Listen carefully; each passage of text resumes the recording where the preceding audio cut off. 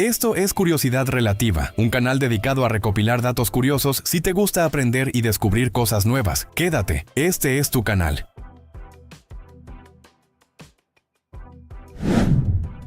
Entre los animales más temidos de la selva amazónica, hay uno diminuto que se ha ganado un lugar por derecho propio, la hormiga bala, para poner a clavata. Su picadura no mata, pero está catalogada como una de las experiencias más dolorosas que un ser humano puede soportar. Este insecto, que mide apenas 3 centímetros, vive en Centro y Sudamérica. A simple vista parece una hormiga más grande y negra, pero su aguijón es un arma biológica de alto impacto. El entomólogo Justin O. Schmidt, creador del famoso índice que mide el dolor de las picaduras de insectos, le otorgó el nivel más alto, 4.0+. La describió como caminar sobre brasas encendidas con un clavo de 7 centímetros clavado en el pie. Una comparación que ya dice bastante. Lo curioso es que el veneno de la hormiga bala rara vez es mortal. Contiene una neurotoxina llamada poneratoxina que interfiere con la transmisión nerviosa. Esto provoca un dolor ardiente, punzante y constante que puede durar entre 12 y 24 horas completas, razón por la cual se le conoce también como la hormiga de las 24 horas. Durante ese tiempo, la víctima puede experimentar fiebre, vómitos, escalofríos y temblores musculares, además de un dolor que, según los que lo han sufrido, es inolvidable. En la cultura de los pueblos indígenas de la Amazonía, este insecto ocupa un lugar especial. Los Sateremawé, en Brasil, utilizan la picadura de la hormiga bala en un ritual de iniciación masculina. Los jóvenes deben introducir las manos en guantes llenos de estas hormigas y soportar múltiples picaduras como prueba de fortaleza y valentía. Se dice que quienes logran resistir alcanzan el reconocimiento como verdaderos guerreros. A pesar de su reputación, la ciencia ha encontrado un lado útil en tanto dolor. Los componentes de su veneno están siendo estudiados para desarrollar posibles tratamientos médicos, especialmente en el campo de la neurociencia y el manejo del dolor. Así que, aunque diminuta, la hormiga bala demuestra que el tamaño no define la intensidad. Un insecto que cabe en la palma de tu mano puede infligir una de las experiencias más insoportables de la naturaleza. ¿No es increíble que algo tan pequeño pueda poner a prueba los límites de la resistencia humana? Aunque no lo notes, tu propio cuerpo es una verdadera fábrica de gases. El sistema digestivo humano produce aproximadamente 2 litros de gas al día. Y aunque pueda sonar exagerado, es completamente normal. Este gas se genera de varias formas. Una parte se origina al tragar aire mientras comes, bebes o hablas. Otra proviene de las reacciones químicas que suceden en el estómago y sobre todo en los intestinos, donde millones de bacterias trabajan descomponiendo los alimentos. Esas bacterias son esenciales para la digestión, pero en el proceso liberan gases como dióxido de carbono, metano e hidrógeno. Para ponerlo en perspectiva, cada vez que consumes alimentos ricos en fibra, como frijoles, brócoli o granos enteros, tu microbiota intestinal se pone manos a la obra. Al descomponer lo que tu cuerpo no digiere fácilmente, producen más gas como subproducto. Por eso algunos alimentos tienen fama de flatulentos. Lo curioso es que no todo ese gas se expulsa de manera evidente. Una parte se reabsorbe y viaja al torrente sanguíneo, de ahí a los pulmones, y se elimina con la respiración. Otra parte sí se libera en forma de eructos o flatulencias, algo completamente natural y necesario para mantener el equilibrio en el intestino. Aunque pueda resultar incómodo, esta producción de gas es un signo de que tu sistema digestivo y tus bacterias intestinales están haciendo su trabajo. De hecho, la ausencia total de gases podría ser un mal signo, indicando un bloqueo o una alteración en la flora intestinal. Así que, aunque no hablemos mucho de ello, todos producimos esos 2 litros de gas cada día. Es una de esas funciones del cuerpo que pasa desapercibida, pero que garantiza que el proceso digestivo siga su curso. La próxima vez que alguien se sorprenda por lo común de este fenómeno, recuerda, no es algo raro, es parte de la maquinaria perfecta que mantiene tu organismo en equilibrio. ¿No es impresionante pensar que hasta lo más cotidiano de nuestro cuerpo tiene detrás una explicación tan compleja? En Marte se encuentra una montaña que hace ver al Everest como una simple colina. El Monte Olimpo, Olympus Mons. Este coloso volcánico es el volcán más grande conocido del sistema solar, con unos 22 a 25 kilómetros de altura, lo que lo convierte en una estructura aproximadamente 3 veces más alta que el Monte Everest, que mide 8.848 metros. No solo es alto, también es inmenso en extensión. Su base tiene un diámetro de unos 600 kilómetros, lo que significa que si lo colocara sobre Europa, cubriría casi toda Francia. Para recorrerlo de extremo a extremo, habría que viajar más de lo que dura un trayecto de ciudad a ciudad en avión. El Monte Olimpo es un volcán en escudo, similar a los de Hawái, pero a una escala descomunal. Se formó gracias a que Marte no tiene placas tectónicas como la Tierra. Aquí las placas en movimiento hacen que los volcanes se desplacen y apaguen con el tiempo. En Marte, en cambio, la corteza permaneció quieta, permitiendo que el volcán creciera durante cientos de millones de años en el mismo lugar. Aunque hoy está inactivo, se cree que tuvo erupciones relativamente recientes en términos geológicos, quizá hace unos pocos millones de años. Eso significa que en algún momento pudo haber expulsado cantidades gigantescas de lava que habrían cubierto áreas comparables a países enteros. Lo más impresionante es pensar que si estuvieras en la base del Monte Olimpo, su tamaño es tan descomunal que el horizonte lo ocultaría.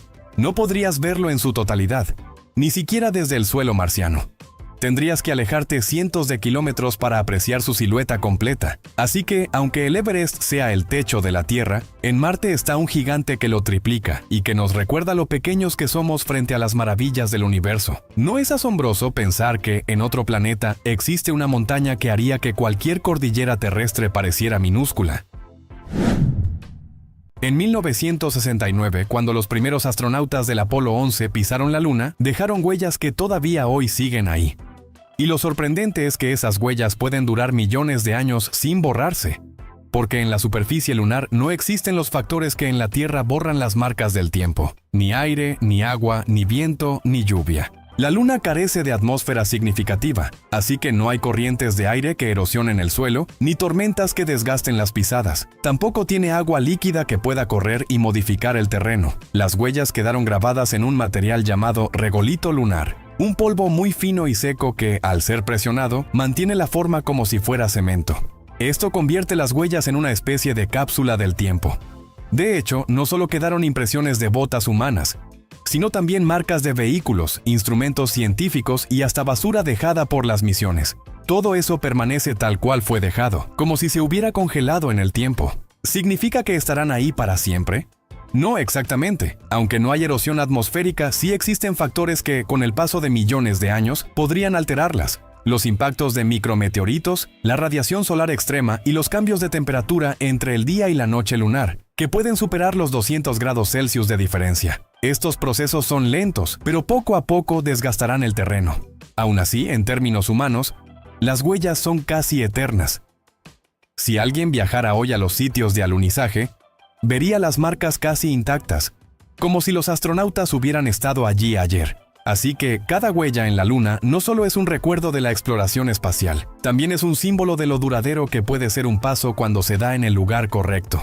¿No es impresionante pensar que las pisadas de Neil Armstrong y Buzz Aldrin podrían sobrevivir mucho más tiempo que toda la historia de la humanidad en la Tierra? Imagina esto: en lo profundo del mar, oculto entre los tentáculos de una anémona venenosa, vive un pez que guarda un secreto capaz de desafiar las reglas de la biología. Hablamos del pez payaso, y lo increíble es que puede cambiar de sexo cuando la hembra dominante muere. La vida de estos peces funciona como una sociedad perfectamente organizada. En cada grupo solo hay una hembra al mando, la más grande, fuerte y territorial. Justo detrás de ella está el macho reproductor, y luego una fila de machos más pequeños que esperan su turno. Todo parece estable, hasta que la hembra desaparece. En ese instante ocurre lo asombroso. El macho reproductor se transforma en hembra. Su cuerpo cambia con ayuda de un complejo proceso hormonal, adaptando su fisiología para asumir el liderazgo.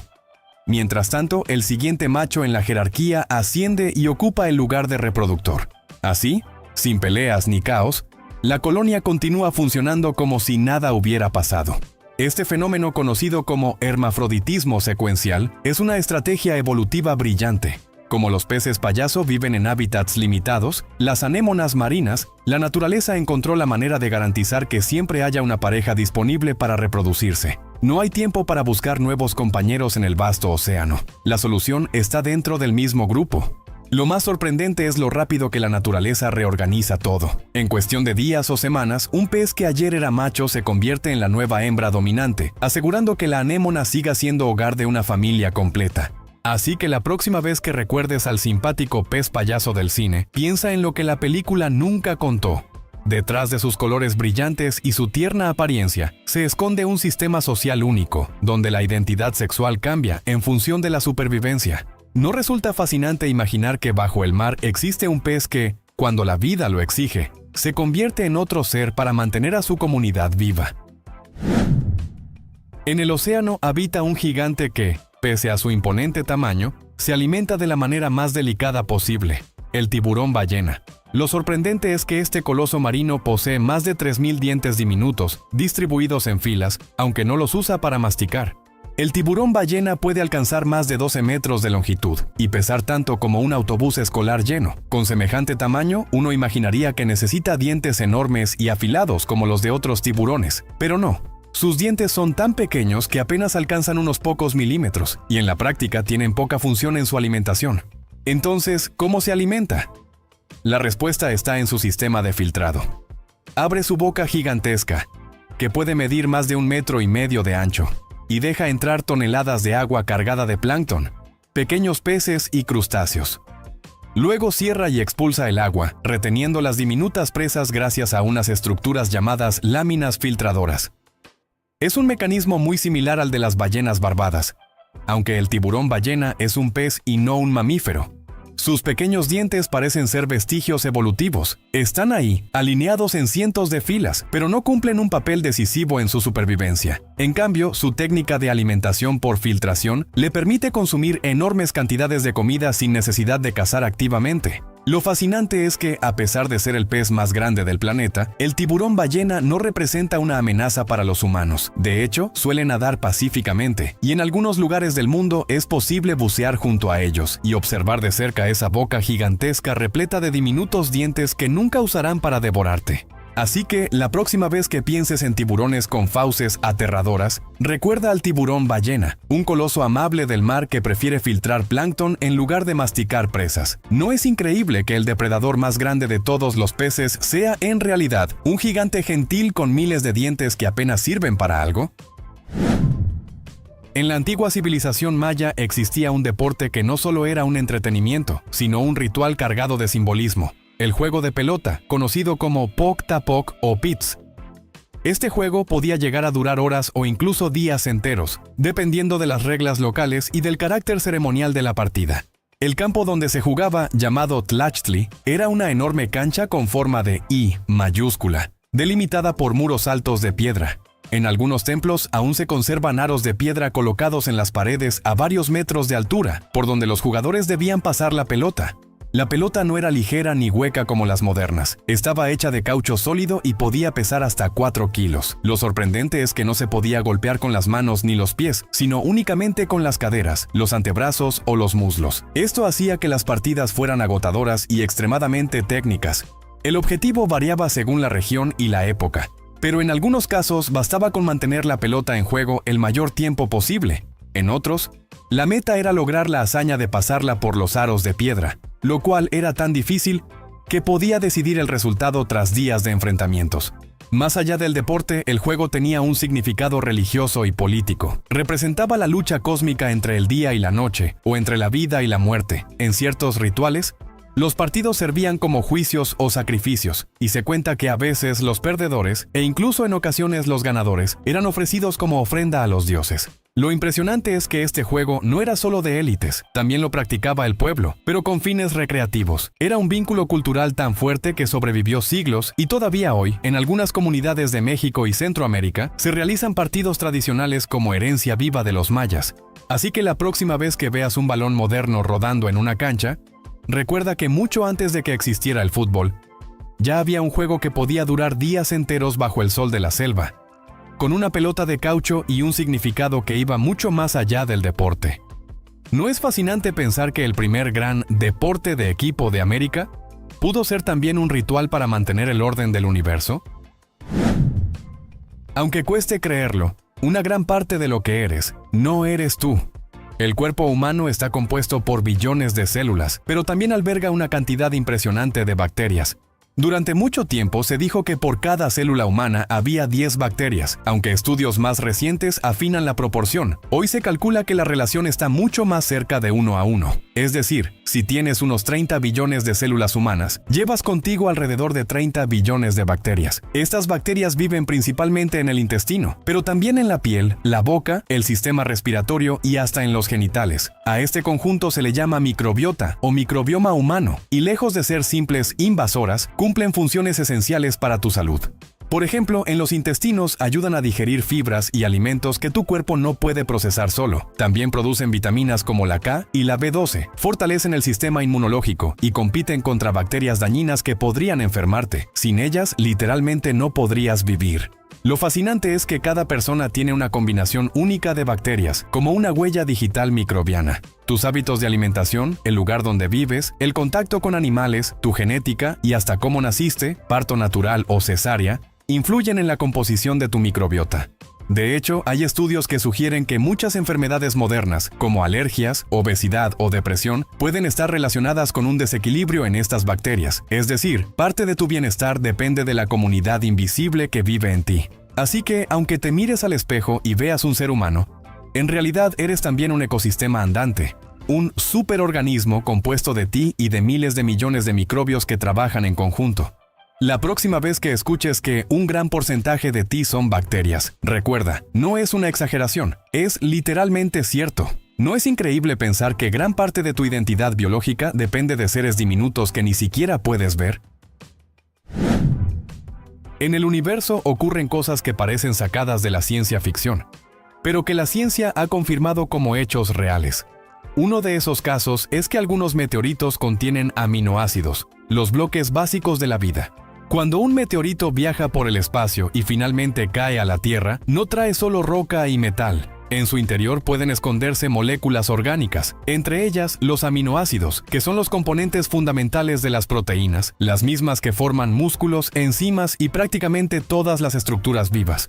Un ejemplo famoso es el meteorito de Murchison, que cayó en Australia en 1969. Al analizarlo, los científicos encontraron más de 70 tipos de aminoácidos diferentes, muchos de ellos no comunes en la biología terrestre. Esto fue un hallazgo revolucionario porque demostró que los ingredientes de la vida no son exclusivos de la Tierra, sino que pueden formarse en el espacio y viajar por millones de años hasta sembrar mundos lejanos.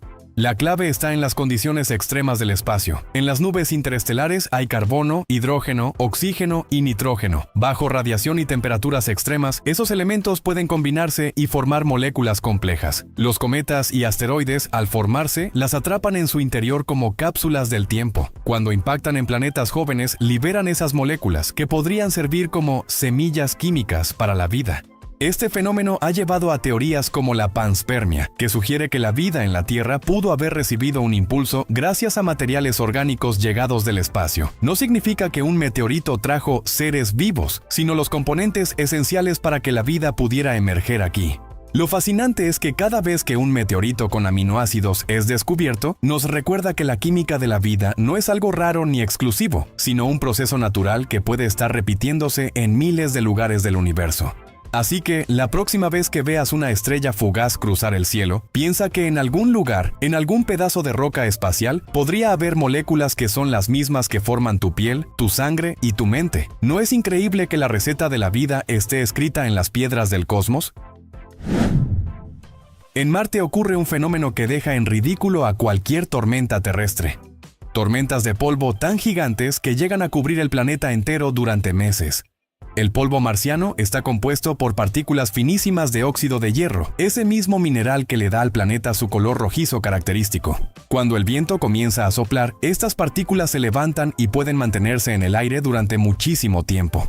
A diferencia de la Tierra, Marte tiene una atmósfera muy delgada, apenas un 1% de la densidad de la nuestra, pero aún así el viento puede alcanzar velocidades de hasta 160 km por hora. Esa fuerza, en combinación con el polvo tan ligero, da lugar a tormentas locales que, en cuestión de días, crecen y se convierten en tormentas globales. Una vez que esto ocurre, Marte se cubre con una nube rojiza que bloquea la luz solar y hace que el planeta entero quede envuelto en una neblina permanente.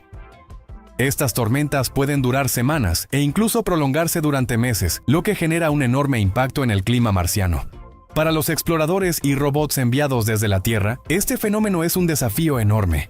Los paneles solares de misiones como Opportunity o Spirit han quedado cubiertos por polvo en varias ocasiones, lo que redujo su energía y puso en riesgo sus operaciones. De hecho, la misión Opportunity terminó oficialmente en 2019, después de una tormenta global que bloqueó la luz solar durante más de un año marciano. Lo curioso es que, aunque impresionan por su tamaño, estas tormentas no son tan violentas como un huracán terrestre. El aire es tan tenue que, incluso a gran velocidad, no tendría la fuerza suficiente para derribar a una persona o arrancar estructuras. Lo peligroso es la combinación de la duración, la extensión y el polvo que oscurece todo.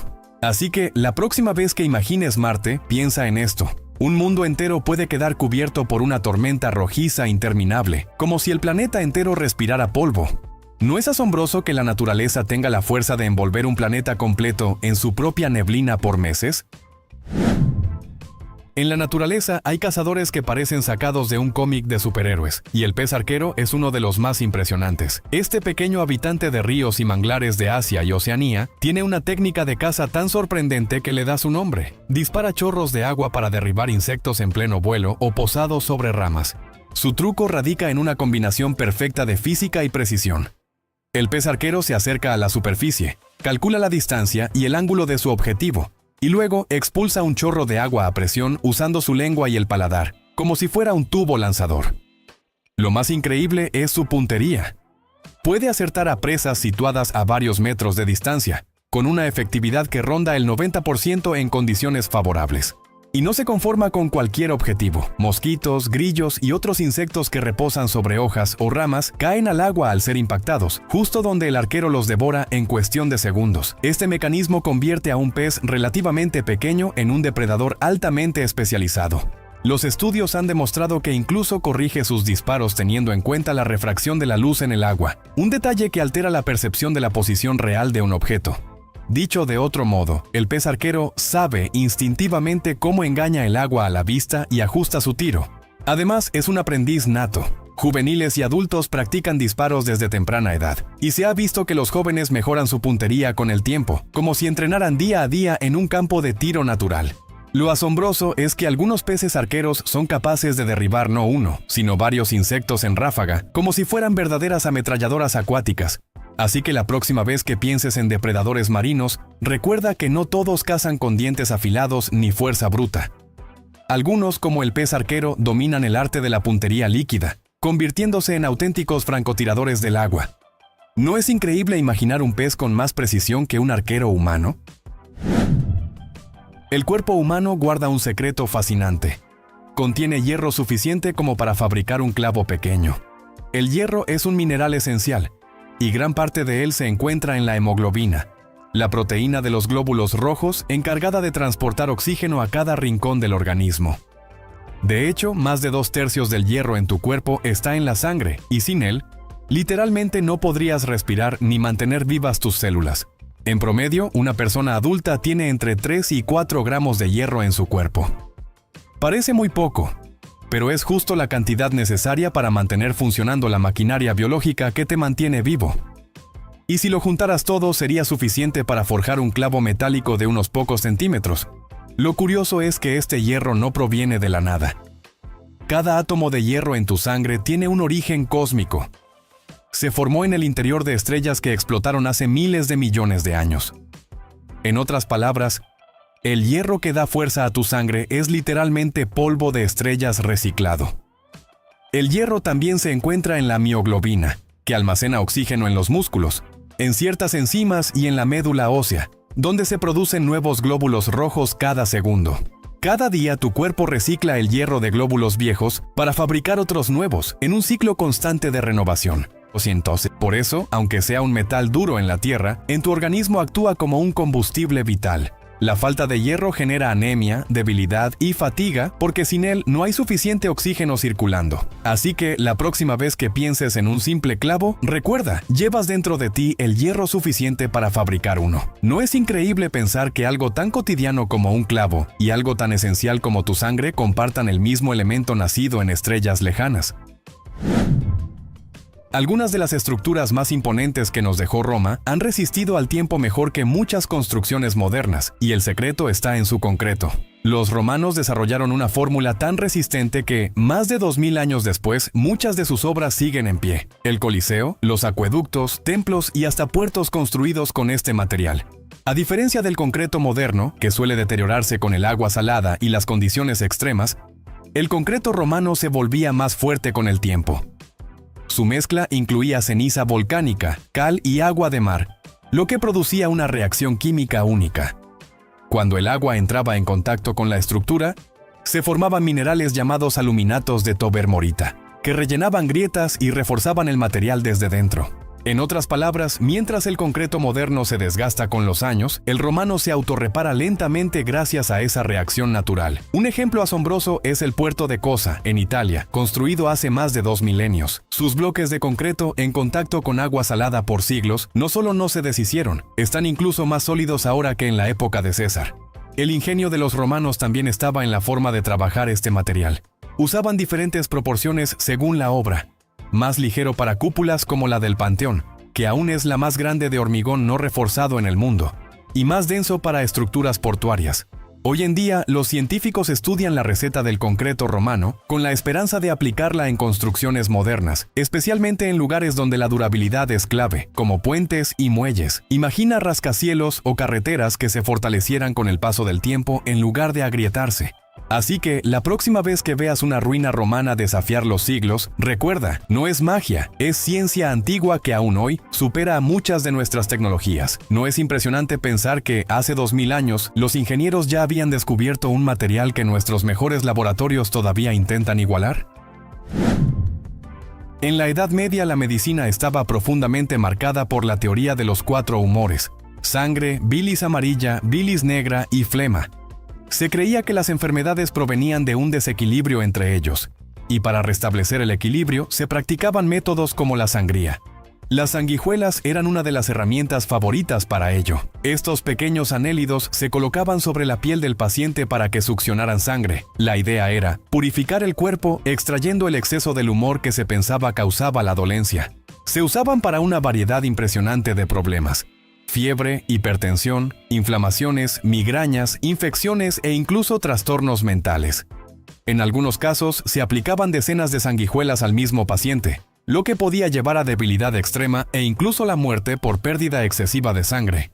Este método era tan popular que existía un comercio organizado de sanguijuelas. Se recolectaban en estanques y ríos y se distribuían por toda Europa. De hecho, en los siglos XVIII y XIX, mucho después de la Edad Media, su uso se intensificó tanto que las poblaciones naturales de sanguijuelas llegaron a disminuir drásticamente en varios países. Lo sorprendente es que, aunque hoy sabemos que la mayoría de esas aplicaciones no eran efectivas, la medicina moderna les ha encontrado un lugar. Las sanguijuelas se usan en cirugía reconstructiva y microcirugía, porque su saliva contiene sustancias anticoagulantes y vasodilatadoras que ayudan a mejorar el flujo sanguíneo en tejidos trasplantados. En otras palabras, un remedio medieval que parecía supersticioso resultó tener un valor real, aunque limitado y muy específico. Cuando se habla de agujeros negros, la imagen más común es la de un monstruo espacial que actúa como una aspiradora gigante, devorando todo lo que tiene cerca. Pero en realidad, los agujeros negros no son aspiradoras cósmicas. Un agujero negro es el resultado de que una estrella muy masiva colapse bajo su propio peso, concentrando tanta materia en un espacio tan reducido que su gravedad se vuelve descomunal. Esa fuerza es tan intensa que existe un límite invisible llamado horizonte de sucesos. Si algo lo cruza, no hay forma de escapar, ni siquiera la luz.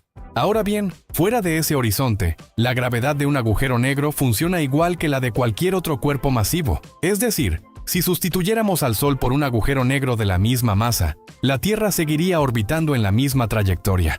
No sería absorbida. El peligro aparece únicamente cuando un objeto se acerca demasiado, porque entonces la gravedad se intensifica de manera brutal.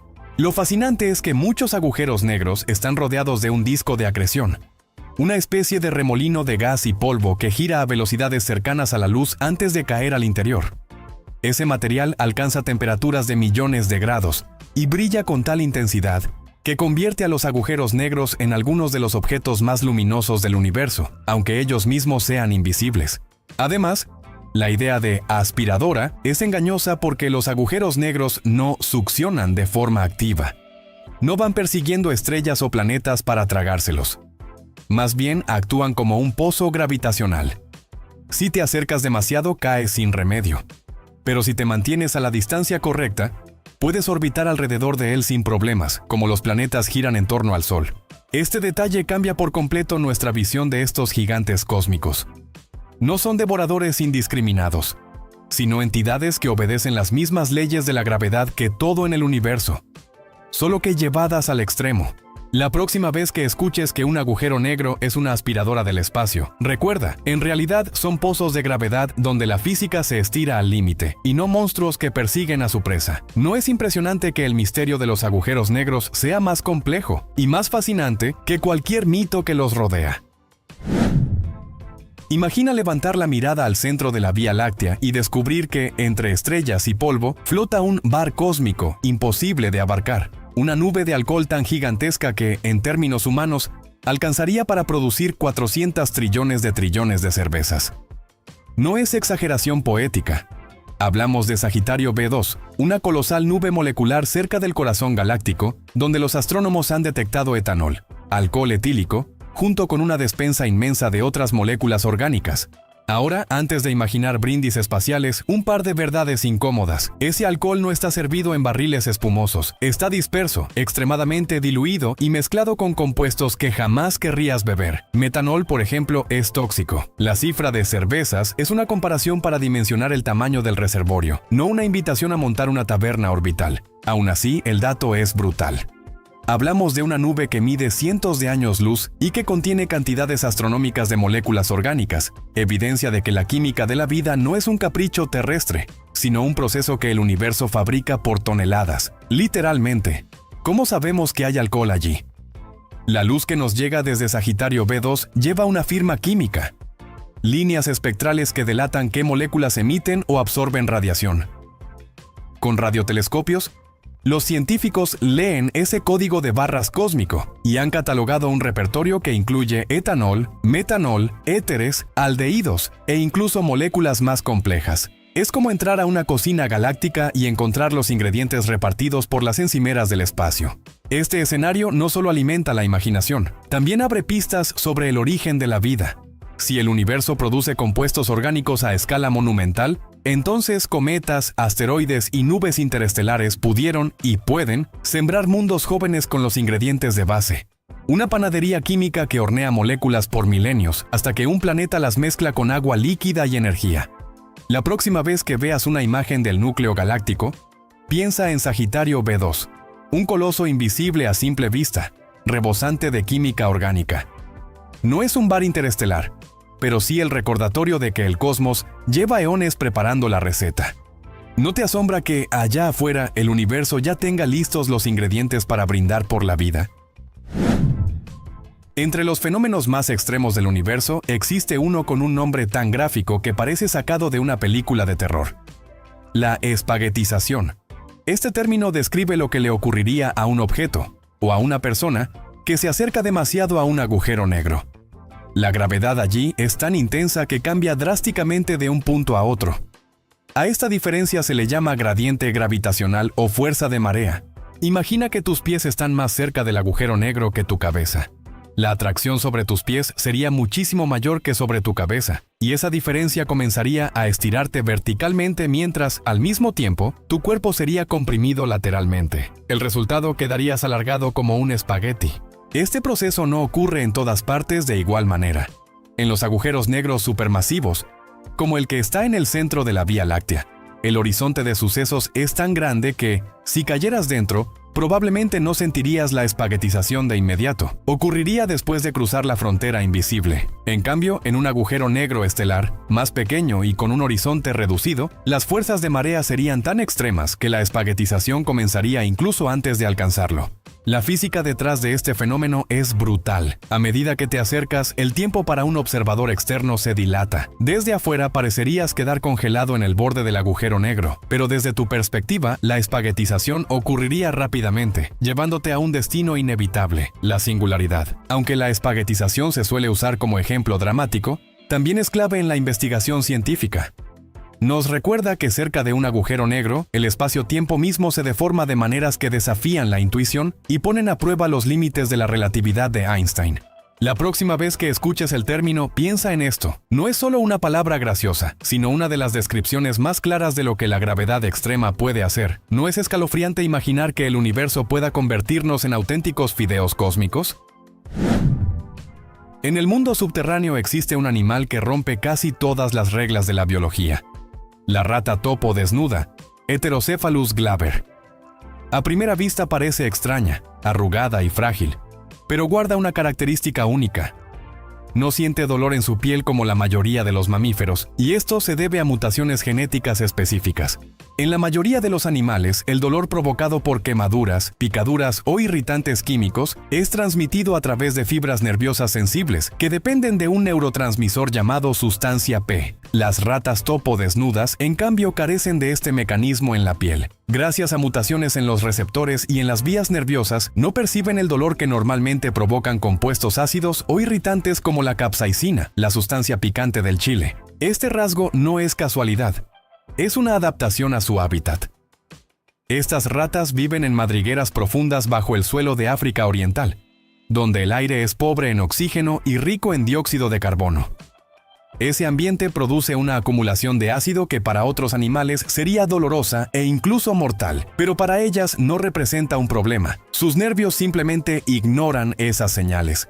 Lo increíble es que este mismo mecanismo que las hace insensibles al dolor ácido, también las ha convertido en un modelo de estudio para la medicina. Científicos investigan cómo aplicar ese conocimiento en el desarrollo de nuevos analgésicos y tratamientos contra el dolor crónico en humanos.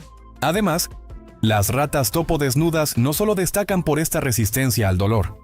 Son uno de los pocos mamíferos eusociales, con una estructura social similar a la de abejas u hormigas, donde existe una reina que se encarga de reproducirse mientras el resto trabaja. También son extraordinariamente longevas para su tamaño, llegando a vivir más de 30 años. Así que, aunque puedan parecer criaturas extrañas, las ratas topo desnudas son un verdadero tesoro biológico. Su piel insensible al dolor ácido no solo es un ejemplo de adaptación extrema, sino también una pista para aliviar el sufrimiento humano en el futuro. ¿No es increíble pensar que un animal tan peculiar pueda tener la clave para revolucionar la medicina del dolor? En tu cuerpo ocurre una de las maravillas químicas más potentes de la naturaleza. Tu estómago puede producir hasta 1,5 litros de ácido gástrico al día. Este ácido está compuesto principalmente por ácido clorhídrico, HCl, una sustancia tan corrosiva que, en condiciones de laboratorio, sería capaz de disolver metales como el zinc o el hierro. Sin embargo, dentro de tu organismo cumple un papel vital: descomponer los alimentos, desnaturalizar proteínas y activar enzimas como la pepsina, que corta las cadenas de proteínas en fragmentos más pequeños. Lo más sorprendente es que este ácido no destruye tu propio estómago. ¿Cómo es posible? La respuesta está en la mucosa gástrica, una capa gruesa de moco alcalino que recubre las paredes internas. Esta mucosa actúa como un escudo protector, renovándose constantemente para evitar que el ácido dañe los tejidos. De hecho, tu estómago regenera esta capa cada pocos días, como si se pusiera una armadura nueva continuamente. La producción de ácido gástrico no es constante. Aumenta cuando hueles, piensas o ves comida, y alcanza su punto máximo durante la digestión. Ese 1,5 litros diario no se libera de golpe, sino en pequeñas dosis reguladas para que el proceso digestivo funcione de manera eficiente. Este sistema es tan poderoso que incluso ayuda a eliminar bacterias y patógenos que entran con los alimentos. Es como si el estómago fuera no solo un procesador biológico, sino también una primera línea de defensa contra infecciones. Cuando la producción de ácido se desequilibra, aparecen problemas como la acidez estomacal o las úlceras gástricas, que ocurren cuando el escudo de moco no es suficiente. Por eso, el balance entre ácido y protección es tan crucial para tu salud. Así que, la próxima vez que te sientes a comer, piensa en esto. Dentro de ti hay un laboratorio químico trabajando con uno de los ácidos más poderosos de la naturaleza, produciendo 1,5 litros cada día. ¿No es asombroso que algo tan destructivo sea también lo que hace posible la vida tal como la conocemos? Cuando te miras al espejo con los años, tal vez notes un detalle curioso. Tu nariz nunca deja de crecer a lo largo de tu vida.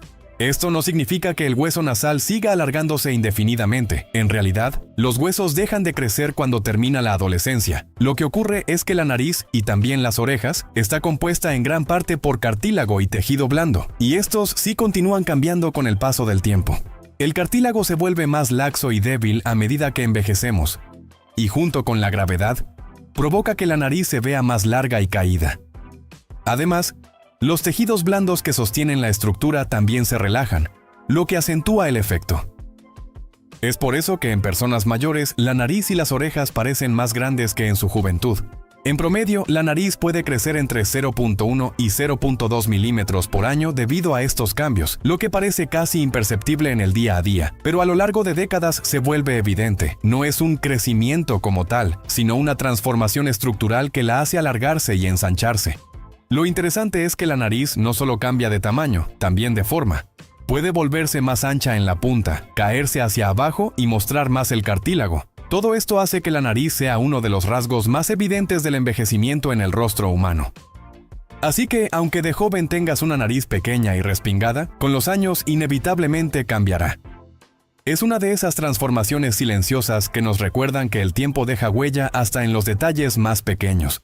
La próxima vez que escuches que la nariz nunca deja de crecer, recuerda, no es un mito. Es el resultado de cómo la biología, la gravedad y los años trabajan juntos en tu rostro.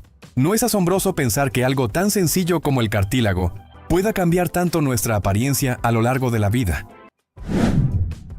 En Japón, la puntualidad del sistema ferroviario es tan extrema que un retraso de apenas un par de minutos ya se considera un problema serio. Las compañías de tren como JR, Japan Railways, o las privadas que operan en distintas ciudades, asumen esta responsabilidad con total seriedad. Cuando ocurre un retraso, por muy breve que sea, los conductores y la empresa emiten lo que se conoce como un Chikoku Shomeisho, Chike Chenminshu, que significa literalmente certificado de tardanza. Este documento se entrega a los pasajeros para que puedan justificar su llegada tarde al trabajo, a la escuela o a una cita importante. El comprobante especifica la línea afectada, el motivo del retraso y la duración exacta. En contraste con otros países donde los retrasos son habituales, en Japón se entiende que la puntualidad del tren forma parte de la vida diaria y del orden social. Un retraso no solo afecta la logística, también la confianza de los pasajeros. De hecho, si un tren se retrasa más de 5 minutos, los conductores suelen disculparse formalmente con los pasajeros, y en casos extremos, hasta los directivos de la compañía pueden dar declaraciones públicas. Este nivel de compromiso refleja no solo la eficiencia del sistema japonés, sino también la importancia cultural del respeto al tiempo de los demás. Es tan raro que los pasajeros lleguen tarde por culpa del transporte, que cuando sucede necesitan ese comprobante oficial para explicar el motivo. Así que, la próxima vez que escuches que un tren japonés se atrasó, recuerda, en ese país no es un simple retraso, es un evento tan poco común que requiere un certificado oficial. No es sorprendente pensar que en Japón la puntualidad está tan institucionalizada que hasta un minuto de demora se convierte en asunto serio. Imagina despertarte todos los días después de dormir solo 4 horas y sentirte fresco, lleno de energía, como si hubieras descansado toda una noche completa. Pues no se trata de un superpoder, sino de una rareza genética, la mutación en el gen DS2, también llamado HDS2, responsable de un fenómeno que intriga a la ciencia moderna. Este gen regula parte de nuestro reloj circadiano, ese sistema interno que marca cuándo debemos dormir y cuándo debemos estar despiertos. En la mayoría de las personas, el cuerpo necesita entre 7 y 8 horas de sueño para recuperarse, pero en las familias que portan esta mutación, basta con 4 o 5 horas para alcanzar el mismo nivel de descanso. Es como si el cerebro de estas personas tuviera un atajo para entrar más rápido en las fases profundas del sueño, esas que reparan el cuerpo y consolidan la memoria. Lo impresionante es que no se trata de dormir poco por obligación, como quienes recortan horas para estudiar o trabajar. En estos individuos, la necesidad fisiológica es simplemente menor. Se despiertan solos, descansados, sin efectos negativos en la salud ni el cansancio acumulado que experimenta cualquiera que intente imitarlos. Los investigadores descubrieron esta mutación en estudios con familias que, generación tras generación, presentaban este patrón de superdurmientes cortos. Analizando su ADN, encontraron que el gen DS2 tiene una variante que altera la forma en que se regulan ciertos neurotransmisores relacionados con el sueño. Aunque son menos del 1% de la población mundial, su existencia abre puertas fascinantes. Comprender a fondo este gen podría ayudar algún día a tratar problemas como el insomnio o incluso a optimizar la calidad del sueño humano. Imagina un futuro donde todos pudiéramos dormir la mitad y rendir el doble, gracias a un ajuste en nuestro código genético. Así que la próxima vez que alguien diga con orgullo que duerme poco, recuerda: solo unos cuantos afortunados poseen en sus genes la verdadera capacidad de hacerlo sin pagar las consecuencias. ¿No es asombroso pensar que un simple cambio en tu ADN puede redefinir algo tan esencial como la necesidad de dormir? Entre los animales domésticos más comunes, las vacas esconden un secreto fascinante. Parecen tener una brújula interna.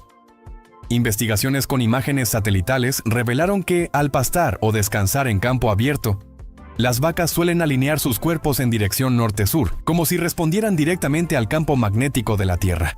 El estudio, realizado en 2008, analizó más de 8.000 vacas en distintos países y encontró un patrón claro. La mayoría se colocaba mirando hacia el norte o hacia el sur, rara vez hacia el este u oeste. Lo mismo se observó en ciervos y otros rumiantes. Este hallazgo sugiere que estos animales poseen la capacidad de detectar el magnetismo terrestre, un sentido que los humanos hemos perdido o no desarrollamos de forma consciente. El fenómeno se explica por algo conocido como magnetorrecepción, la habilidad de ciertos animales para percibir el campo magnético del planeta y usarlo como referencia. En aves migratorias, tortugas marinas o abejas, este sexto sentido está bien documentado. En el caso de las vacas, se cree que partículas microscópicas de magnetita en sus tejidos o mecanismos basados en proteínas sensibles a la luz, como los criptocromos, podrían ser la clave. Lo curioso es que esta orientación desaparece cuando las vacas están cerca de líneas eléctricas de alta tensión. En esas zonas, los campos electromagnéticos artificiales parecen desorientarlas, haciendo que se coloquen en cualquier dirección. Esto refuerza la idea de que realmente reaccionan al magnetismo natural de la Tierra. Aunque aún no se comprende del todo por qué lo hacen, se cree que podría estar relacionado con mantener un estado de calma fisiológica, con la digestión o incluso con facilitar la interacción social dentro del rebaño. La próxima vez que viajes por carretera y veas vacas en el campo, fíjate bien. Probablemente estén todas alineadas como si fueran agujas de una brújula gigante señalando el norte y el sur. ¿No es increíble pensar que hasta estos animales tranquilos esconden un superpoder invisible conectado al corazón magnético de la Tierra? Imagina un líquido tan valioso que puede costar más que el oro gramo por gramo. Y lo más sorprendente, no proviene de una mina ni de un laboratorio, sino de un insecto diminuto que zumba a nuestro alrededor. Hablamos del veneno de abeja, también conocido como apitoxina, uno de los productos naturales más caros del planeta.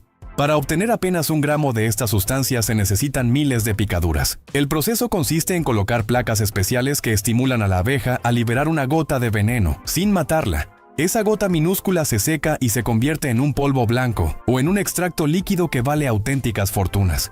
Y es que producir solo 1 gramo puede implicar alrededor de 10.000 picaduras, lo que explica por qué su precio en el mercado internacional puede variar entre $50 y $100 por gramo, y en casos de pureza excepcional, llegar a superar los $700. Lo más curioso es que este oro líquido no es solo un lujo por lo difícil que resulta extraerlo, sino también por lo que contiene.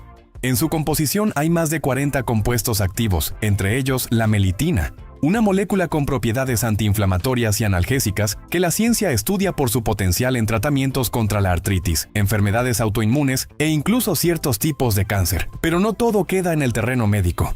En el mundo de la cosmética, el veneno de abeja se ha vuelto un ingrediente estrella en cremas y mascarillas de lujo, promocionadas como elixir rejuvenecedor, capaz de estimular la producción de colágeno y mejorar la firmeza de la piel. Así que, aunque la idea de que algo tan pequeño como una abeja produzca un líquido más caro que los metales preciosos parezca increíble, es totalmente real. Cada picadura, cada microgota, suma a un tesoro biológico que la ciencia y la industria persiguen con avidez. La próxima vez que escuches un zumbido cerca de tu oído, recuerda, detrás de ese insecto común se esconde un secreto tan valioso que compite en precio con el oro. ¿No es asombroso pensar que una criatura tan pequeña pueda producir un recurso con tanto poder y valor? Imagina que comes un plato de pasta y sin haber bebido ni una gota de alcohol, empiezas a sentirte mareado, con la cabeza pesada, como si estuvieras ebrio. Pues eso, aunque parezca imposible, le ocurre a personas con un raro trastorno llamado síndrome de autofermentación o auto-brewery syndrome. En estos casos, el intestino se convierte en una cervecería interna. ¿Cómo? El culpable son ciertos microorganismos, principalmente levaduras como Saccharomyces cerevisiae, la misma que se usa para hacer pan, vino y cerveza. Cuando una persona con este desequilibrio intestinal consume alimentos ricos en carbohidratos, esas levaduras los fermentan y producen etanol, es decir, alcohol puro directamente dentro del sistema digestivo. El resultado es desconcertante. La persona puede tener niveles de alcohol en sangre similares a los de alguien que ha bebido varias copas, aunque no haya tocado una bebida alcohólica. Hay reportes de pacientes que incluso dieron positivo en pruebas de alcoholemia después de comer arroz o pan. Los síntomas van desde mareos, cansancio y cambios de humor, hasta episodios de embriaguez completa. Aunque parezca increíble, este fenómeno ha sido documentado en distintos países. Uno de los primeros casos famosos fue el de un hombre en Estados Unidos que fue detenido por conducir ebrio, pero luego se descubrió que su cuerpo estaba fermentando alcohol sin que hubiera bebido. Los médicos confirmaron la presencia de levaduras en su intestino que transformaban cada comida en una especie de destilería. El tratamiento combina antifúngicos, antibióticos específicos y dietas bajas en carbohidratos, junto con probióticos que ayudan a restaurar el equilibrio de la flora intestinal. Cuando se logra controlar ese microbioma rebelde, la fermentación interna desaparece. Lo más fascinante es que este síndrome muestra hasta qué punto somos un ecosistema. Lo que comen nuestros microbios puede alterar radicalmente cómo funciona nuestro cuerpo. Así que sí, existe gente que literalmente fermenta dentro de su propio estómago, convirtiéndose en fábricas vivientes de alcohol sin proponérselo. ¿No es asombroso y un poco inquietante pensar que, bajo ciertas condiciones, tu organismo podría comportarse como una cervecería ambulante? Imagina salir a la calle, levantar la cara al cielo y sentir el calor del sol en tu piel. Ese rayo de luz que te acaricia no es tan inmediato como parece. Su viaje empezó hace muchísimo tiempo, mucho antes de que llegaras a ese momento. Dentro del Sol, en su núcleo, ocurre la magia de la fusión nuclear. Allí, átomos de hidrógeno se comprimen y se unen para formar helio, liberando cantidades enormes de energía. Esa energía nace en forma de fotones, partículas de luz, pero no salen disparadas al espacio enseguida. Al contrario, quedan atrapados en una especie de laberinto interminable. Chocan, se absorben y se liberan una y otra vez entre las densas capas de plasma. Ese viaje caótico, conocido como proceso de difusión radiativa, puede tomar miles e incluso cientos de miles de años. Es decir, la luz que hoy ilumina tu rostro puede haber comenzado su viaje cuando en la Tierra todavía caminaban mamuts, o cuando los primeros humanos tallaban herramientas de piedra. Finalmente, tras un trayecto eterno, los fotones alcanzan la fotosfera, la superficie visible del Sol. Allí, al fin, escapan al vacío del espacio y comienzan un viaje mucho más rápido y directo, los 150 millones de kilómetros que nos separan de nuestra estrella. Y ese recorrido solo tarda 8 minutos y 20 segundos en completarse. La paradoja es fascinante. La mayor parte del tiempo de ese rayo de luz no se gasta cruzando el espacio, sino intentando salir de las entrañas del propio Sol. Lo que para ti es un destello inmediato, es en realidad el final de una odisea cósmica que empezó hace miles de generaciones. Así que, la próxima vez que disfrutes de la luz del día, piensa en esto: lo que ilumina tus pasos es un mensajero antiguo, nacido en el corazón de una estrella, y viajero incansable que tardó milenios en alcanzar la superficie, y solo unos minutos en encontrarte. ¿No es increíble sentir que cada rayo del Sol es, en cierto modo, un pedazo de historia cósmica que llega hasta ti? En el Ártico hay un secreto mortal escondido en uno de sus depredadores más temidos, el oso polar. A simple vista podrías pensar que su carne es una fuente más de alimento en un ambiente hostil. Pero cuidado, comer ciertas partes de este animal puede matarte, y la razón está en su hígado. El hígado del oso polar concentra niveles descomunales de vitamina A. Esto ocurre porque en su dieta predominan las focas, cuyos hígados ya son ricos en este nutriente. Los osos lo acumulan en cantidades que para un humano serían veneno puro. Imagina esto. Una sola ración de hígado de oso polar contiene miles de veces más vitamina A de lo que tu cuerpo puede tolerar. Cuando alguien lo consume, aparece una condición llamada hipervitaminosis A. Los síntomas son brutales: vómitos, mareos, visión borrosa, fuertes dolores de cabeza, sangrado de encías, descamación de la piel y pérdida del cabello. En casos extremos, el exceso de vitamina A provoca daño hepático, fracturas espontáneas e incluso la muerte. Este no es un mito. Exploradores del Ártico en los siglos XIX y XX documentaron casos trágicos. Tras consumir hígado de oso polar en expediciones, algunos miembros de las tripulaciones cayeron gravemente enfermos y varios murieron en cuestión de días. Era tan conocido el peligro que pronto se estableció una regla básica de supervivencia en el hielo: jamás comas el hígado de un oso polar. La carne del resto del cuerpo no es tan peligrosa, aunque puede portar parásitos u otros contaminantes. Pero el hígado es, sin duda, un arma silenciosa de la naturaleza, un órgano perfectamente adaptado para la vida extrema del Ártico que, al mismo tiempo, es letal para nosotros. La próxima vez que escuches hablar de osos polares, recuerda que su amenaza no está solo en sus garras o colmillos. Su propio cuerpo guarda un veneno natural que puede acabar con un humano más rápido que un ataque. ¿No es impresionante pensar que la supervivencia en el hielo depende incluso de conocer qué parte de un animal puedes y cuál nunca deberías comer? Imagina abrir Tinder en uno de los lugares más fríos, aislados y desolados del planeta y encontrar un match. Eso fue exactamente lo que pasó en 2014 en la Antártida, cuando dos investigadores en bases científicas separadas hicieron historia al protagonizar la primera coincidencia registrada en el continente blanco. La historia parece un chiste, pero es completamente real. Uno de los científicos, movido por la curiosidad, abrió la aplicación para comprobar si funcionaba allí, en medio del hielo eterno. Al otro lado, en una base cercana, otro investigador hizo lo mismo. En cuestión de minutos, la pantalla mostró la inesperada notificación. It's a match. Lo increíble es que no estaban a la vuelta de la esquina. En la Antártida, las distancias son brutales, el transporte escaso y las condiciones climáticas hacen que un simple encuentro sea toda una hazaña logística. Aún así, la anécdota recorrió medios de comunicación porque simbolizaba algo poderoso. La globalización había llegado hasta el rincón más remoto del planeta, donde los humanos son minoría frente a millones de pingüinos. Tinder aprovechó rápidamente la historia como parte de su marketing, mostrando que su aplicación podía conectar a personas literalmente en cualquier lugar del mundo. Y lo cierto es que, aunque no trascendió si ese match terminó en una cita real, la noticia dio la vuelta al mundo como ejemplo de cómo la tecnología puede unir a dos personas incluso en el fin del mundo. Este episodio demuestra lo insólito de la vida moderna. Un simple gesto con el dedo, deslizando a la derecha, puede cruzar barreras de distancia, clima y aislamiento. En un continente donde la naturaleza impone reglas de hierro, la tecnología logró hacer un puente inesperado. Así que, la próxima vez que pienses que tu match está lejos porque vive en otra ciudad, recuerda que en la Antártida, en medio del hielo y el silencio, hubo dos investigadores que lograron encontrarse gracias a una app. ¿No es asombroso que hasta en el lugar más inhóspito del planeta, el amor, o al menos la curiosidad, pueda encontrar camino? Imagina entrar a un elevador y sentir esa pausa breve antes de que las puertas se cierren. Lo usas sin pensarlo. Es parte de la vida diaria en oficinas, hospitales, centros comerciales y edificios residenciales. Pero, ¿alguna vez te has preguntado cuántos accidentes ocurren cada año dentro de estas cajas metálicas que suben y bajan sin descanso? La buena noticia es que, en proporción a los millones de viajes diarios, los accidentes graves son muy raros. Aún así, las estadísticas existen. En Estados Unidos, por ejemplo, se reportan en promedio 25 a 30 muertes anuales relacionadas con elevadores y escaleras mecánicas, y más de 10,000 personas heridas cada año en incidentes vinculados a estos sistemas. Cuando hablamos solo de elevadores, las muertes rondan las 30 al año y las lesiones en torno a 12,000 casos. Si extendemos la mirada al ámbito global, la cifra registrada es mucho menor en los informes disponibles. Alrededor de 900 accidentes con lesiones al año documentados oficialmente.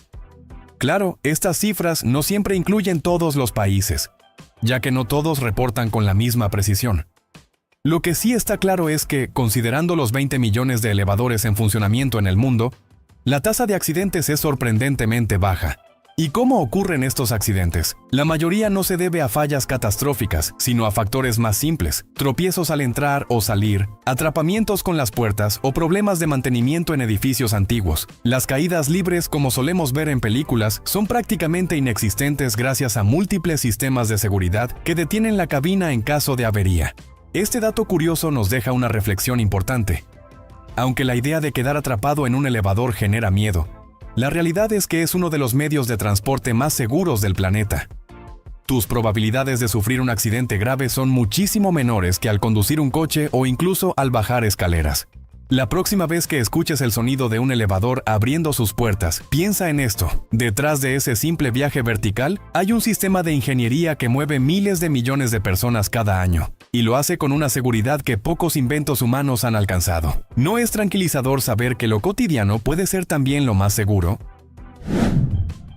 Imagina abrir los ojos por primera vez y encontrarte con un mundo que no está lleno de colores vibrantes, sino de sombras y contrastes. Así perciben la realidad los bebés recién nacidos. Su visión todavía está en proceso de construcción y al inicio no ven los colores como los adultos. Durante los primeros días, su vista es borrosa y limitada. Pueden distinguir la luz de la oscuridad y captar diferencias de contraste, pero no identifican toda la paleta cromática.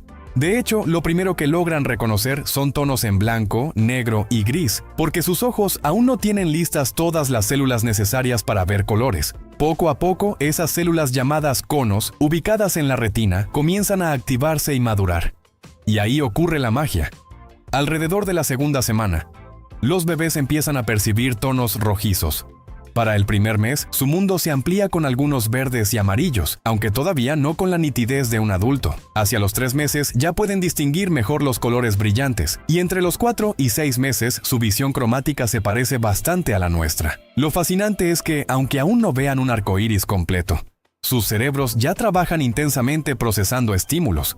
Por eso los atraen tanto los juguetes con colores fuertes y contrastantes, el rojo intenso, el amarillo brillante o el azul eléctrico. Estos tonos no solo captan su atención, sino que ayudan a entrenar sus ojos y a reforzar el desarrollo visual. Este proceso de aprendizaje visual es tan importante como aprender a caminar o hablar.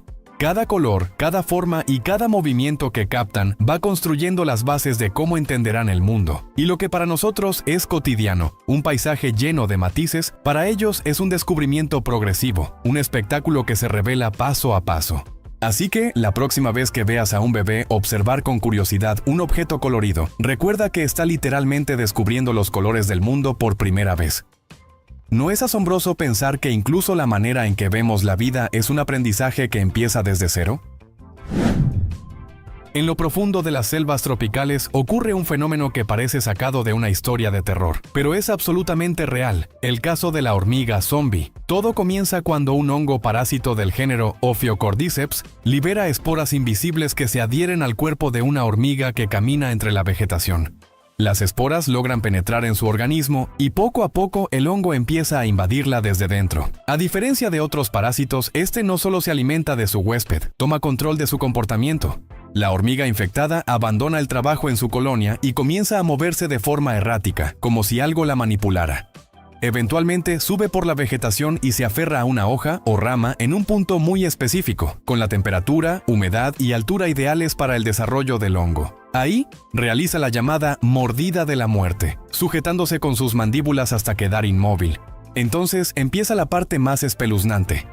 El hongo consume lentamente los órganos de la hormiga mientras crece dentro de su cuerpo. Finalmente, un tallo largo y oscuro emerge desde su cabeza, liberando nuevas esporas que caen al suelo, listas para infectar a más hormigas que pasen cerca. El insecto se convierte así en un cadáver controlado, una verdadera marioneta biológica. Lo más sorprendente es la precisión con que el hongo controla a la hormiga. No la mata de inmediato, sino que la manipula lo justo para llevarla al lugar perfecto que garantiza la propagación de sus esporas. Es un ejemplo extremo de lo que los científicos llaman parasitismo manipulador, un organismo que altera el cerebro y el comportamiento de otro para asegurar su propia supervivencia. Este fenómeno ha inspirado libros, documentales e incluso videojuegos, porque encierra un miedo primitivo, perder la voluntad y ser controlado por algo externo, pero en la naturaleza es simplemente una estrategia evolutiva brillante y macabra. Así que, la próxima vez que escuches hablar de hormigas zombies, no pienses en ficción. Recuerda que en la selva, bajo las hojas, existen parásitos capaces de transformar a un trabajador organizado en un títere del que brota un hongo asesino. ¿No es escalofriante imaginar que la naturaleza pueda ser más aterradora que cualquier película de terror? En los mapas antiguos había regiones que parecían llenas de misterios, donde lo desconocido se dibujaba con forma de monstruos marinos. ¿Por qué lo hacían los cartógrafos? No era simple decoración. Esos seres fantásticos tenían un propósito. En los siglos XV al XVII, el mar era un territorio tan peligroso como incomprendido. Los navegantes se enfrentaban a tormentas brutales, corrientes desconocidas y animales extraños que apenas distinguían a lo lejos. Una ballena podía parecer un dragón. Un calamar gigante convertirse en el kraken de las leyendas. Así, los monstruos eran una mezcla de advertencia y mito. Señales de que allí había peligro, aunque no siempre estuviera claro de qué tipo. Los cartógrafos también sabían que sus mapas no eran solo instrumentos de navegación. Eran símbolos de poder, encargados por reyes, comerciantes o exploradores. Al ilustrar un océano vacío con criaturas fantásticas, transformaban un documento técnico en una obra de arte, que transmitía tanto miedo como fascinación. Incluso surgieron frases como Hic sunt dracones, aquí hay dragones, para marcar territorios inexplorados. Pero más allá de lo artístico, esos dibujos reflejaban la mentalidad de la época. El océano era lo indomable, lo que escapaba al control humano. Al llenar los vacíos con monstruos, los cartógrafos decían, aquí acaba lo conocido y empieza lo misterioso. Era un recordatorio visual de que, aunque se hubieran trazado rutas y costas, todavía quedaba un mundo salvaje que no obedecía a las reglas de los hombres.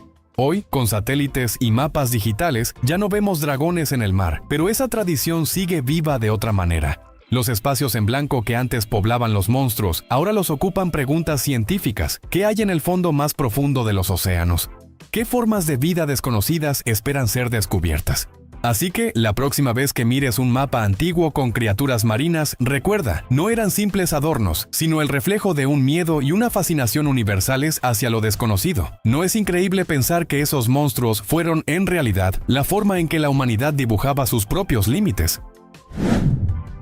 Imagina asomarte a la orilla del mar y descubrir que el agua, en lugar de azul, luce de un tono rojizo inquietante. No se trata de sangre ni de magia, sino de un fenómeno natural conocido como marea roja, una de las manifestaciones más extrañas y peligrosas de la vida marina. Las mareas rojas ocurren cuando ciertas microalgas se multiplican de manera explosiva en el océano.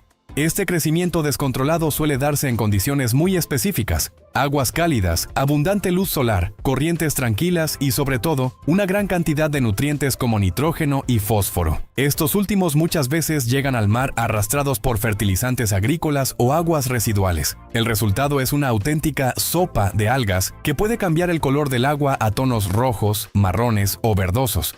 Pero lo más peligroso no es el color, sino lo que estas microalgas producen.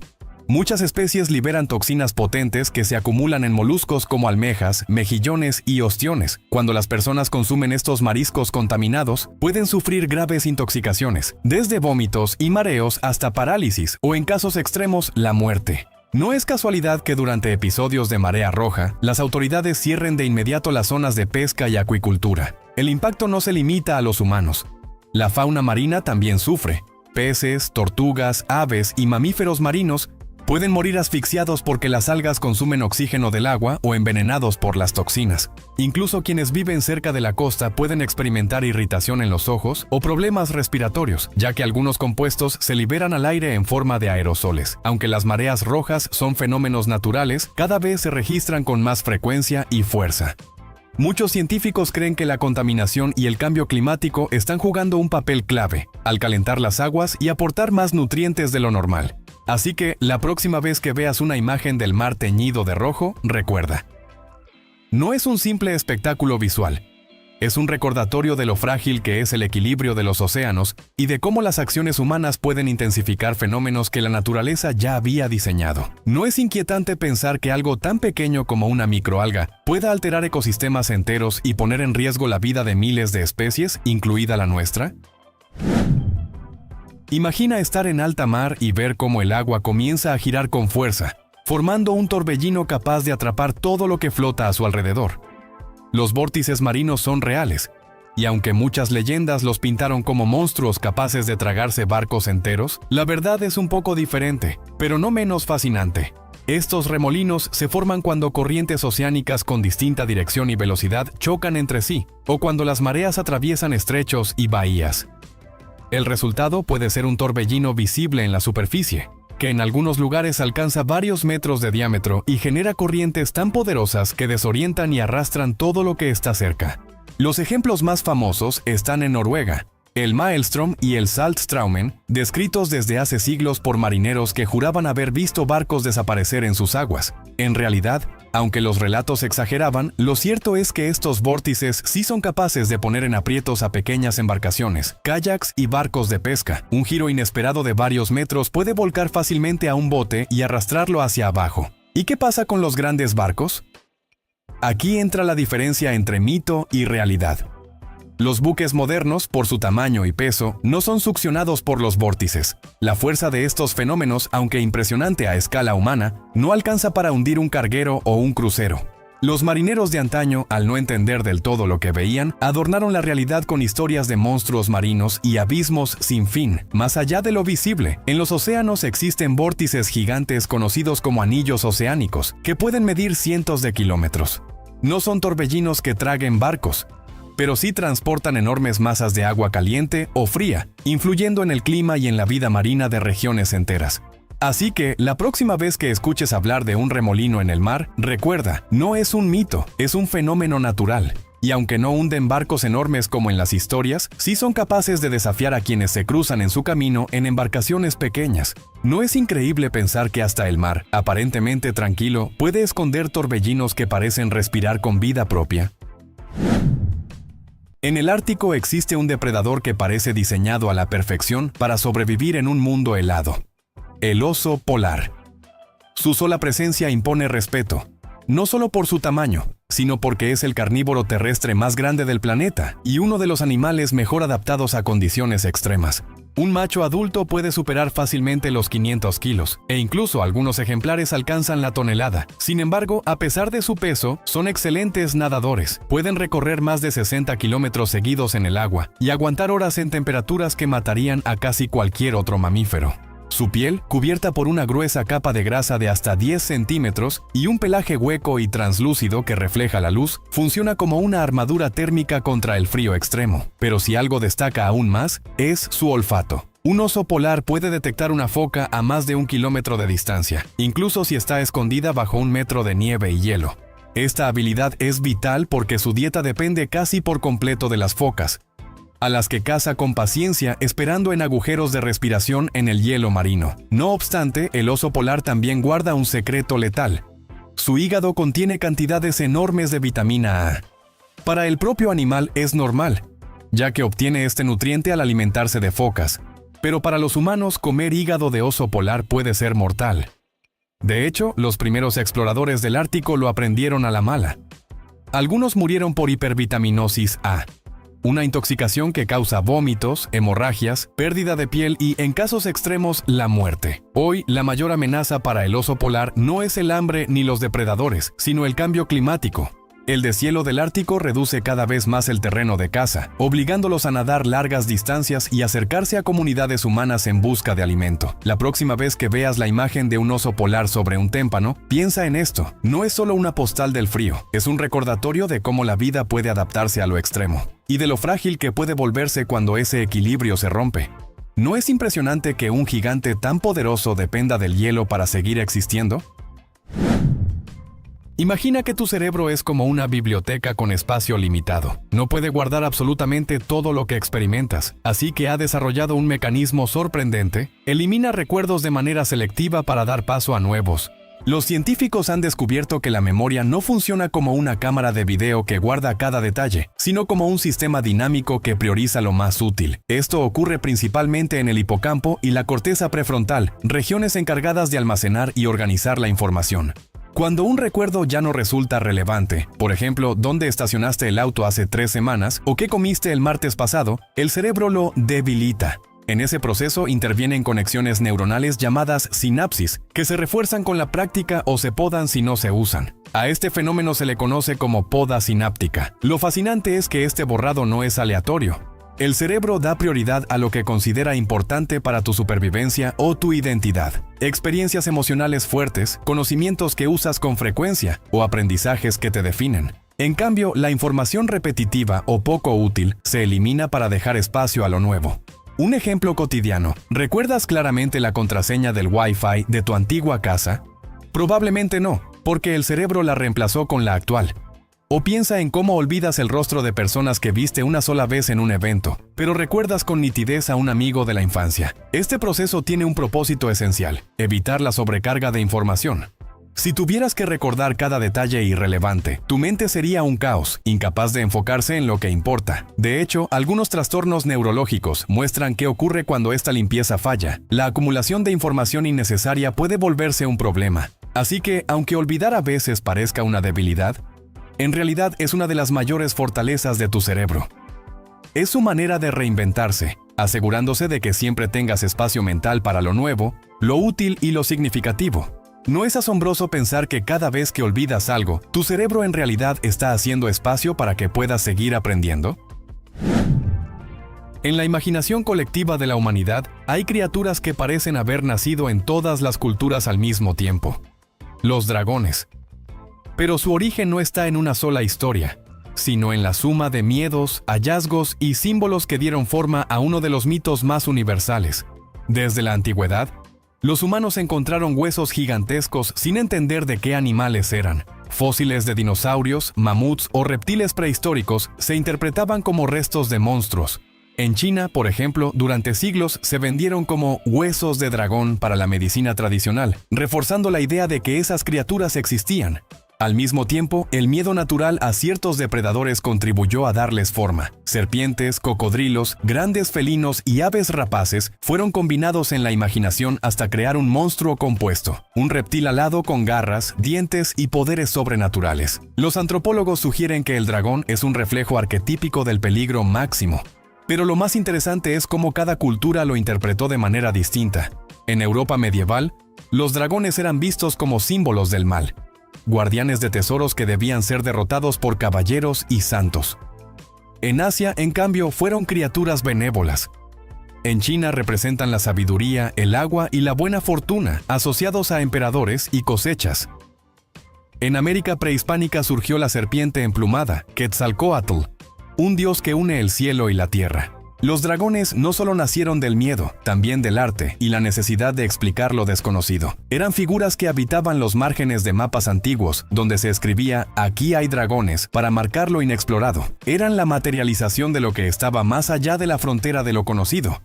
Así, el mito del dragón no proviene de un solo origen, sino de la combinación de fósiles misteriosos, depredadores reales, símbolos culturales y la creatividad humana. Por eso se repite en tantos rincones del mundo, con diferentes formas, pero con la misma grandeza. La próxima vez que pienses en un dragón, recuerda, no nació de una sola leyenda, sino de la suma de nuestros miedos y sueños colectivos. ¿No es fascinante que una criatura inexistente haya logrado ser universal y eterna en la mente de la humanidad? En el Japón feudal, la armadura samurái no era solo un escudo contra las armas, era también un símbolo de poder, estética y filosofía. Imagina a un guerrero en el campo de batalla, cubierto de placas lacadas y con un casco decorado con cuernos o crestas que lo hacían ver más imponente de lo que ya era. Todo en su diseño tenía una razón de ser. A diferencia de las pesadas armaduras europeas, la armadura samurái estaba pensada para combinar protección y movilidad. Se fabricaba con placas de hierro o cuero lacado unidas por cordones de seda, lo que permitía al guerrero moverse con agilidad, ya fuera a pie o a caballo. El do, pecho, protegía el torso, el kabuto, casco, resguardaba la cabeza y la nuca, y el mempo, máscara, cubría el rostro con expresiones feroces que intimidaban al enemigo. Pero la función práctica era solo una parte. El diseño también era un lenguaje visual lleno de símbolos. Los colores de los cordones de seda, los detalles lacados y las decoraciones no eran caprichos estéticos, indicaban el clan, el rango o la personalidad del samurái. El kabuto, con sus adornos en forma de astas o criaturas mitológicas, era una forma de proyectar poder y de inspirar temor antes de que la espada siquiera se desenvainara. El impacto psicológico era tan importante como la protección física. Un samurái debía imponer respeto en sus enemigos y confianza en sus aliados. Por eso las máscaras con bigotes exagerados, colmillos o gestos desafiantes eran casi teatrales. Convertían al guerrero en una figura más grande que la vida misma. Detrás de todo estaba el bushido, el código del guerrero. La armadura no solo debía ser eficaz, también debía reflejar disciplina, honor y el compromiso de estar listo para morir si era necesario. Era, en cierto modo, la piel visible de su espíritu. La próxima vez que pienses en una armadura samurái, no la veas solo como un equipo militar. Era una fusión de arte, estrategia y filosofía, un símbolo de que el samurái debía ser temido en batalla y recordado como un ejemplo de fuerza y honor. ¿No es increíble cómo un simple diseño podía unir protección, intimidación y cultura en una sola pieza? Imagina viajar por el mundo y descubrir que en algunos países casi todos parecen gigantes, mientras que en otros la gente es tan menuda que la diferencia salta a la vista de inmediato. La altura promedio de las poblaciones humanas no es igual en todas partes, y las cifras son tan contrastantes que resultan sorprendentes. Hoy, los campeones indiscutibles de la altura son los neerlandeses. En los Países Bajos, los hombres miden en promedio 184 centímetros y las mujeres alrededor de 170 centímetros. De hecho, estar en una estación de tren en Ámsterdam puede darte la sensación de caminar entre torres humanas. No es casualidad. Su dieta rica en lácteos y proteínas, un acceso generalizado a buena salud pública y factores genéticos han impulsado esta impresionante estatura. Países vecinos como Montenegro, Estonia o Bosnia-Herzegovina también aparecen en la lista de los más altos, pero ninguno ha logrado superar a los neerlandeses en los últimos tiempos. En el otro extremo del espectro está Timor Oriental, Timor-Leste, un pequeño país del sudeste asiático, donde la altura promedio apenas llega a 156 centímetros. Allí, factores genéticos se combinan con condiciones históricas y socioeconómicas que han limitado el acceso a una nutrición abundante durante las etapas más críticas del crecimiento. El resultado es una población que, en promedio, es casi 30 centímetros más baja que los neerlandeses. Este contraste no es solo una curiosidad biológica, también es un reflejo de las condiciones de vida de cada lugar.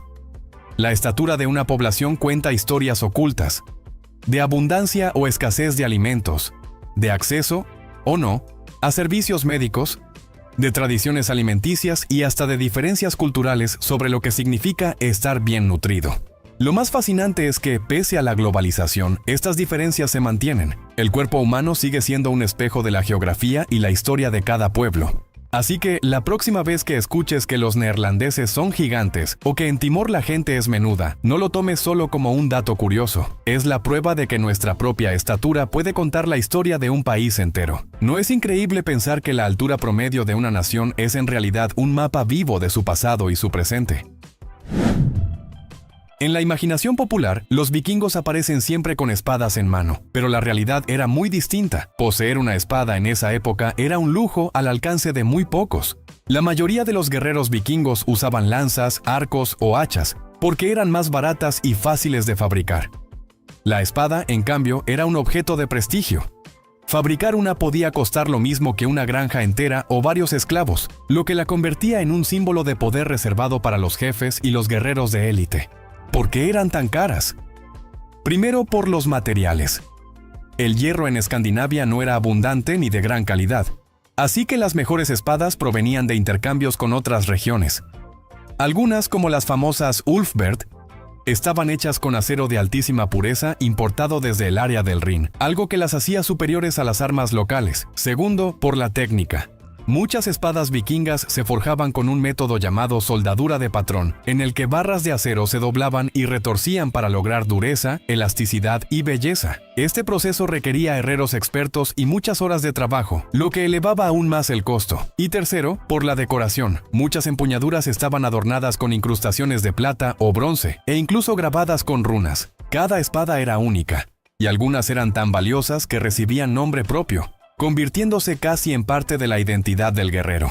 No es casualidad que las sagas nórdicas hablaran de espadas heredadas de padres a hijos como si fueran tesoros familiares. Perder una espada en combate era más que una derrota. Era una desgracia personal y un golpe a la reputación. Hoy, al contemplar una espada vikinga en un museo, no estás viendo solo un arma, sino una pieza de arte y de historia. Era el equivalente a portar un tesoro en batalla, un objeto que decía tanto del poder y estatus de su dueño como de su habilidad en la guerra. ¿No resulta fascinante pensar que, en una sociedad guerrera como la vikinga, lo más codiciado no era lo más común, sino lo que solo unos pocos privilegiados podían blandir en sus manos? Gracias por ver el video de hoy.